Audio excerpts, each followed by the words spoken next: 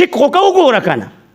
پریکټس خو وکړه که نه او دا ما درته وي د تجربو نه وتې خبرې دي نو صدقه خیرات کوئ د جومات په مولوي صاحب په قاري صاحب کوئ په نیکانو خلکو خپل خوراک کوئ الله تعالی به تاسو له د دې ډېرې بهترینې بدلې درکوي غیرتي بادشاه دی هغه په ځان د چا بدل نه پرېږدي ښه او بل دا چې دا المرء مع من احب کې راځي بخاري مسلم حدیث دی اخري خبره بس دعا کوو سړی به وي د هغې چا سره د قیامت پر ورځ چا سره چې په دنیا کې مینه کړې ده المرء مع من احب سړی به د دنیا کې د هغې چا سره زنانه به مسلمانه په دنیا کې چې د چا سره مینه کړې آخرت کې به د هغې خلکو سره په صف کې که تاسو وایئ چې زموږ د حافظانو په صف کې بې ټیکټه لاړ شو چې حفظ هم نه دی کړی د عالمانو په صف کې دې ودرېږو نو څه به کوئ اسانه فارموله ته خو پیغمبر صلی الله علیه و وسلم پرېښې ده چې مینه ورسره وکړه څنګه مینه وکړه د زړه مینه ورسره وکړه د ژبې مینه نه د زړه مینه ورسره وکړه زړه کې وله ځای ورکړه نو اوږه د شهیدانو سره د مینه په دنیا کې شهیدانو په صف کې به ولاړې شهید به نه که د حافظانو سره د په دنیا کې د زړه مینه وه د حافظانو په صف کې به ولاړې او که نه تا ستا د کم دی د سپو جنګونکو سره او د تیترانو د مړزانو جنګونکو سره او د کارغانو او د دې بانګیانو د جنګونکو سره مینه وه د جوارګرو سره د مینه وه کلکه غاړه به د جوارګر له ورکوله ښه درته پته وه چې جوارګر دی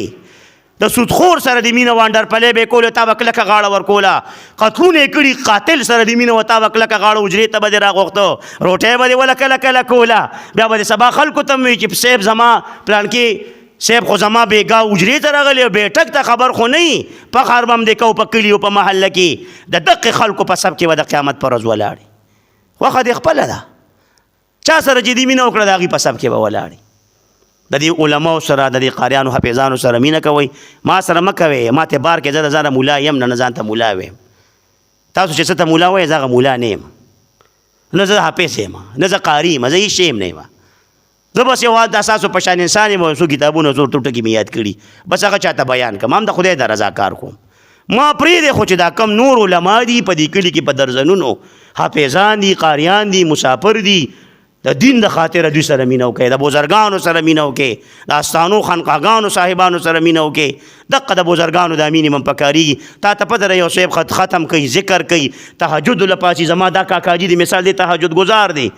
د سره که زه په دې مینه کوم چې دی تهجد کوي هره شپه نو ما به انشاءالله الله د دې تهجد گزارو په سب کې پاسئ ځان یادوم چا سره چې مینه وکړه المرء مع من احبه خبره ډېره اسانه ده الله تعالی مو مینه کوونکي د قرآن مجید سره او قرآن مجید چې کم خادمان دي او د قرآن مجید حافظان دي او قاریان دي او عالمان دي الله تعالی هم سره زما د دې خلکو مینه نصیب کا په دوی خیر په دوی باندې دوی سره مینه کوئ دا به الله تعالی انشاءالله په دنیا کې هم په تاسو ښه خدای او آخرت کې هم په خدای ښه ساتي ستاسو خپله ګټه ده او که دا مینه ونه کړې نو ستا خپل تاوان دی نو خپله ګټه ولې نه کې او دین ته به نږدې کېږي چې عالمانو سره څوک ډېر کیني پاسي چې تاسو وګورئ هغه هم پوره نیم عالم وي د خدای بلا مسلې ته یادې کړي پاس هم ورسره نشي کولی ولې هغه کیني پاسي د عالمانو سره زده کړه یې کړې ده او ته وګوره چې څوک د چا سره کیني پاسي د هغې بیان کوي نو او چې څه د زړه کې چا سره مینه ده بس هغه په خوله راتویږي د هغې باس شروعي تاسو ګورئ که نه چا چې چا سره کمې مینه به د هغې باس کوي که په جنازه سره میلو شي پلان کې پلاټ مې واغسته پلان کې خر شو پلان کې پلاټ کې تاوان شو یاره پلان کې پلازه خو مې اغستې نو خرڅېږي نه به ته پوهېږه چې دا شی ټول دلته د دنیا زړه کې پرته ده دې اړو دې په دې پوهېږي نه چې جنازې له راغلی به بل ورځ به مرم مینه ده دلته که نه نو چې څه په لوښي کې الاناء يندح بما فيه عربیان وایي چې په لوښي کې څه هغه راغورځېږي چې لوښي راواړی جګ کې دې پی چولي دی چې راوړی پی به دې تویږي که نه اوبه به دې تویږي او چې په جګ کې دې اوبه اچولي راوړی راولټی کې نو په دې لوښي کې او په دې لوښي کې چې تاسو څه اچولي دي زړه او مازغه حقه ستاسو زموږ په ژبو باندې راوځي نو په دې لوښو کې ښکلي ښکلي شیزونه واچوئ قرآن مجید ایتونه پکې کښېنوئ